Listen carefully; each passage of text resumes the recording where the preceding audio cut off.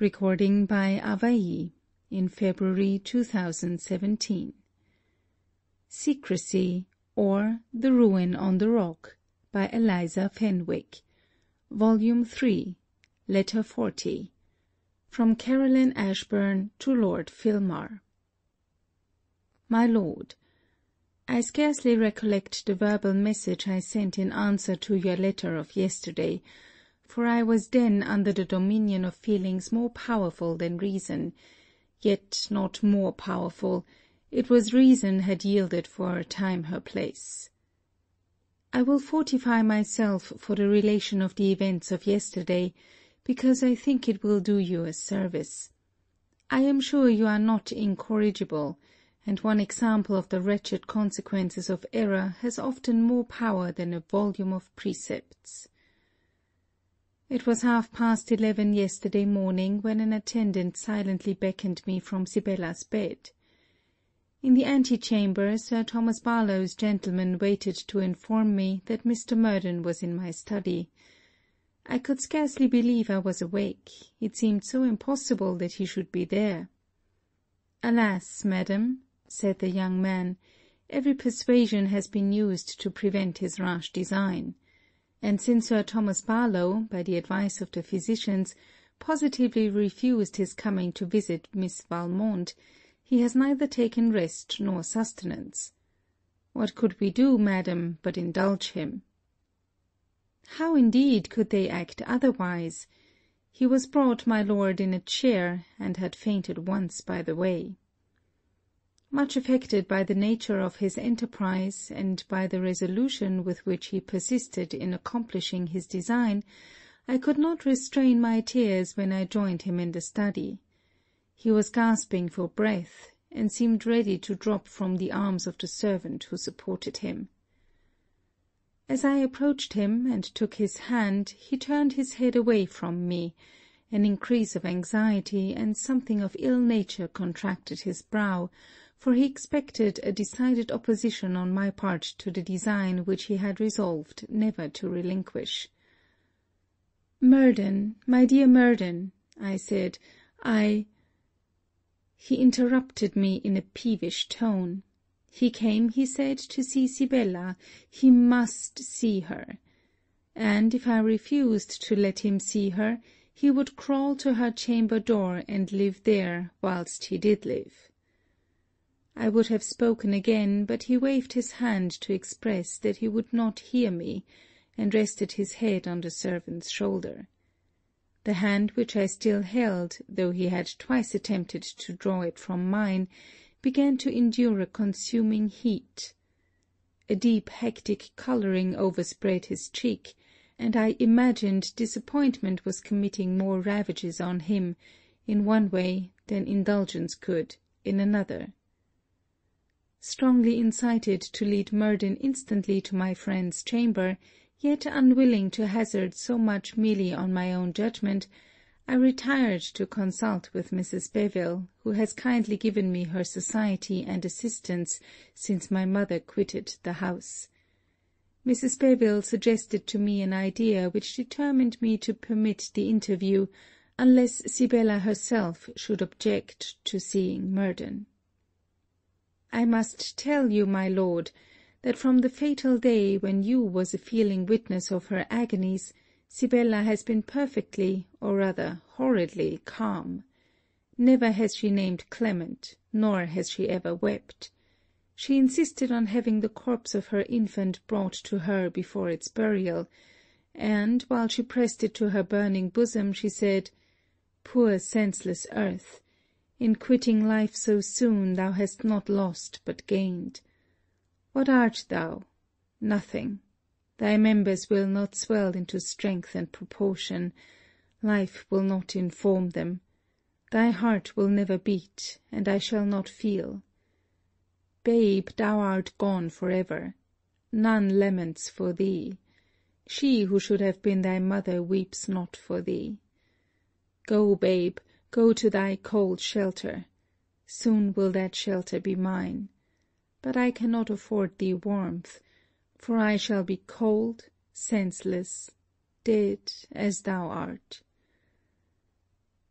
As she spoke, her eye had no moisture, and she delivered up the infant without shedding one tear, but the oppression she endured for want of this salutary relief was dreadful to behold.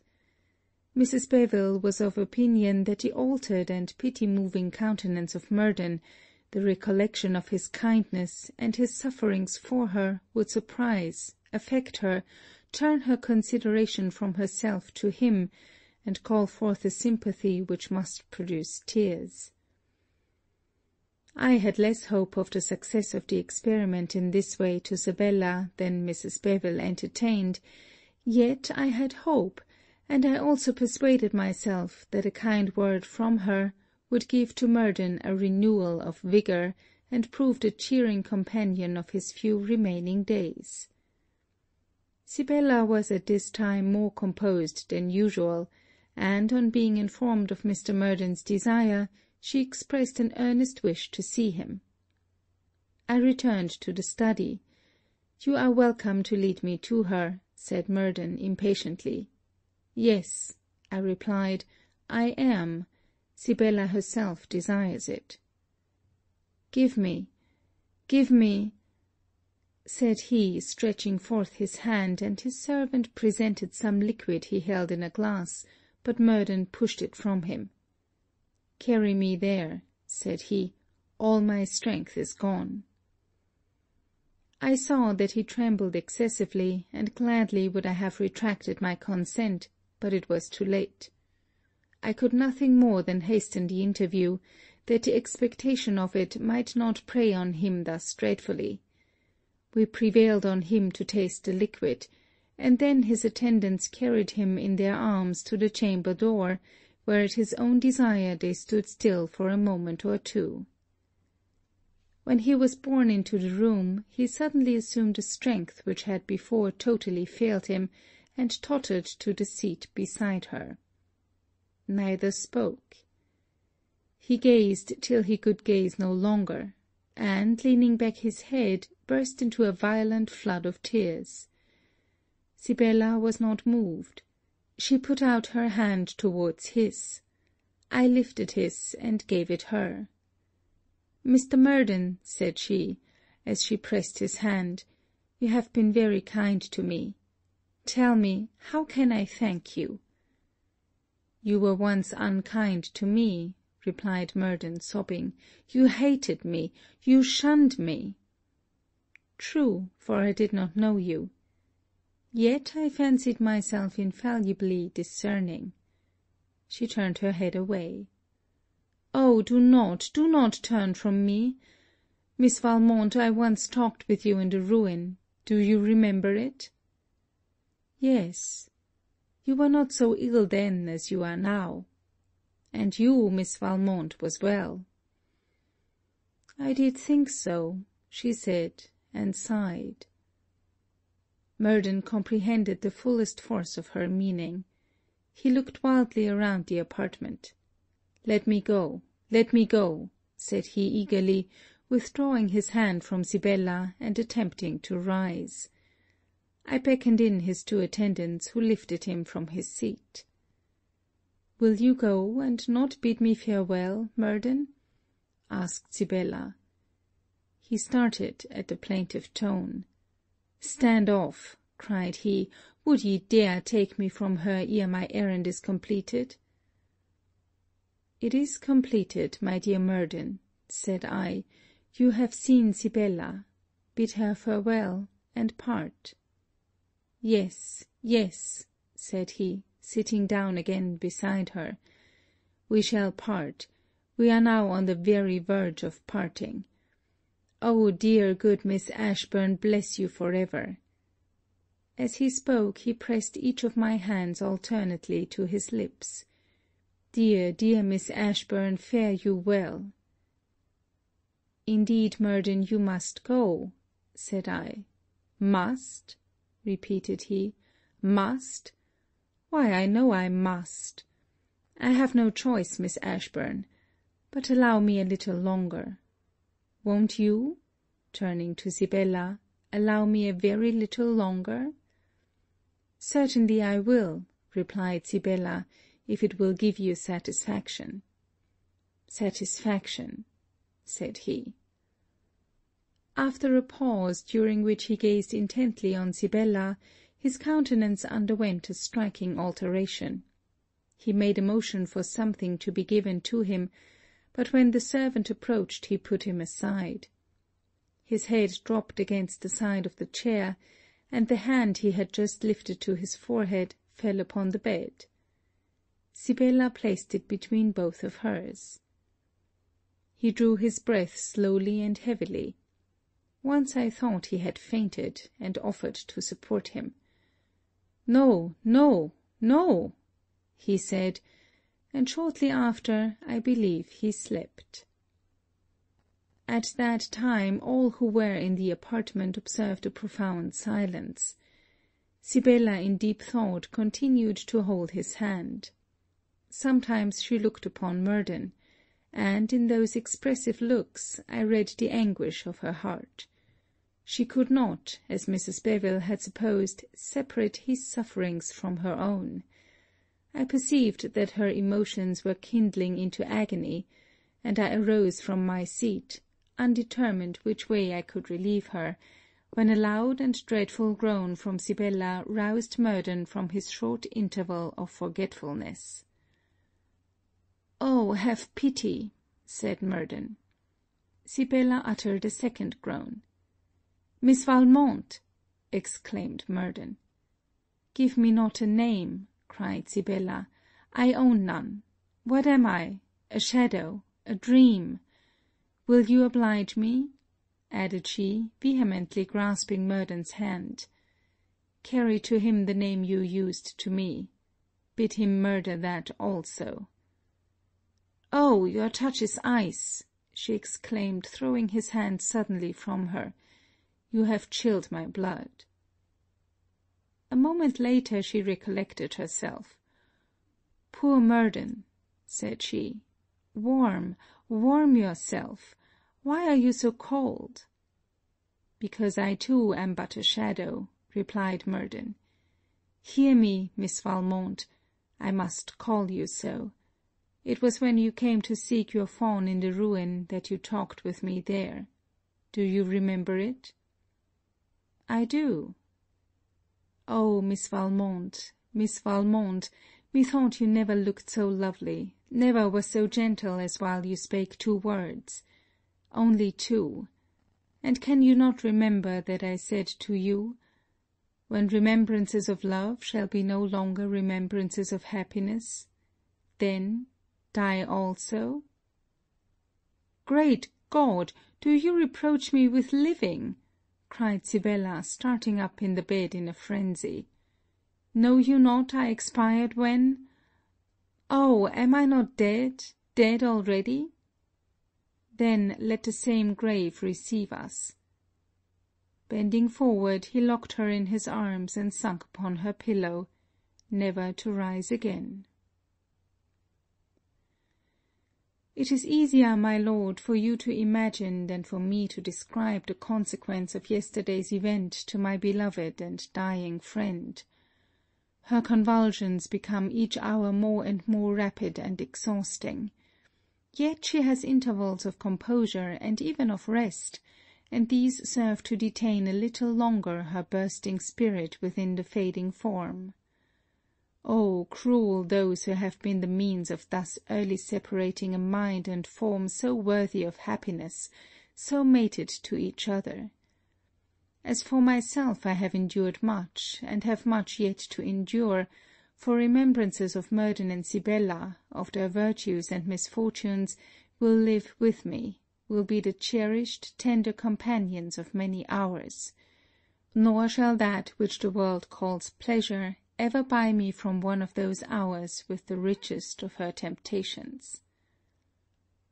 Last night, while Sibella slept, I would have slept also, but the scene of yesterday lay a cumbrous load upon my heart. I rose and passed to the chamber where the corpse of Murden is deposited. His faults fled from me. I saw only Murden.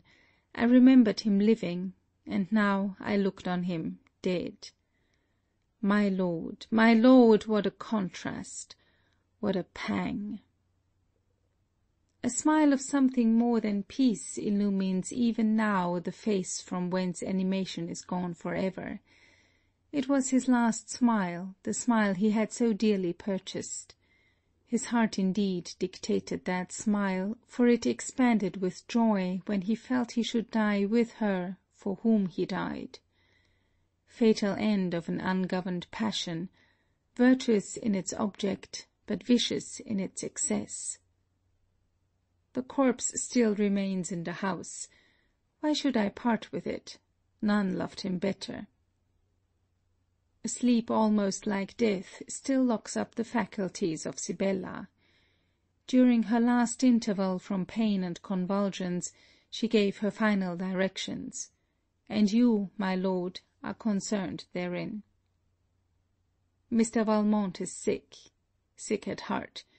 He could not come to London, but he sent his steward with forgiveness, blessings, and an earnest request that Sibella would make her own disposition of her fortune, by which he has resolved most faithfully to abide. There is a sum in hand of near 100,000 pounds, out of which she has desired that your debts may be discharged, my lord. Her request to you is, that you will in future refrain from the pernicious practice by which they were incurred. I have no doubt but you will, and certain am I, my lord, that you may find means of disposing of your time, that in real pleasure will beggar all comparison with those to which you have been accustomed. I am summoned to Sibella's chamber. Again Sibella dozes. Her fits have ceased, and death becomes gentle in its preparation. Now, my Caroline, said she as I approached her bed, come and let me bid you farewell. I find there is something yet for me to feel in leaving you. Methought, she added after a pause, sensation had been dead in me. I have had strange feelings, Caroline, and now I seem awakening from a fearful dream. I have lost the raging fire which consumed me, early scenes recur, and here, laying her hand on her bosom, something swells as if I yet had affections. So saying, the melting sufferer burst into tears, and my fond hopes would have persuaded me that these tears were the beginning of her restoration. No, my lord, it is only fondness that could for one moment entertain the supposition. Do not let us weep, said she. Caroline, there is a person, 'tis, I desire it, Caroline, whom you must forgive, pity, and befriend. When you meet him, Clement, the name hung upon her quivering lips, tell him to be sincere. Tell all the world so, Caroline. My uncle's secrets could have done me but temporary harm. It was mine own secrets destroyed me. Oh, that fatal contract! A long pause succeeded, but she neither wept nor sighed. She had folded her hands upon her bosom, and she looked intently upward. Again raising herself, she embraced me, and then she said, Poor Murden, he had his secrets too, and has died for them. My lord, it is over. She expired in my arms. Yes, they shall be entombed together, the dearer parts of my existence. I loved them both as I never loved man nor woman beside. End of Section 81. End of Volume 3. End of Secresy, or The Ruin on the Rock, by Eliza Fenwick.